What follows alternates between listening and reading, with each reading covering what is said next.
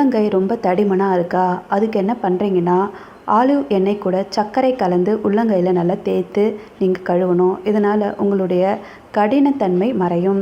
பச்சை உருளைக்கிழங்குல சாறை முகத்தில் தடவி வர சூரிய கதிர்களால் ஏற்படும் கருமை நிறமானது மாறும். பூசணிக்காயை சிறு துண்டுகளாக்கி அதை கண்களை சுற்றி வைக்க கண்களில் சுற்றி ஏற்படும் கருவறையும் மறையும். பப்பாளி பழத்தை அரைத்து முகத்தில் தொடர்ந்து தடவி வந்தீங்க அப்படின்னா முகப்பரு மற்றும் கரும்புள்ளிகள் மறையும். புளித்த மோரை முகத்தில் 15 நிமிடம் தடவி மிதமான சுடுநீரில் முகம் கழுவுனா முகமானது புளிவாக இருக்கும். தேன் மற்றும் எலுமிச்சை சாறு கலந்த கலவையை நீங்கள் உதட்டின் மேல் தொடர்ந்து தடவி வந்தீங்க அப்படின்னா உதட்டின் கருமை நிறமானது மறையும். தயிர் கூட கடலை மாவு கலந்து முகத்தில் தடவி 15 நிமிடம் கழித்து கழுவ வேண்டும். இதனால் முக சுருக்கமானது மறையும். ஃபேஸ் ரொம்ப ட்ரையாக இருக்குது அப்படின்னா அவங்க கிளிசரின் கூட ரோஸ் வாட்டர் மற்றும் எலுமிச்சை சாறு கலந்து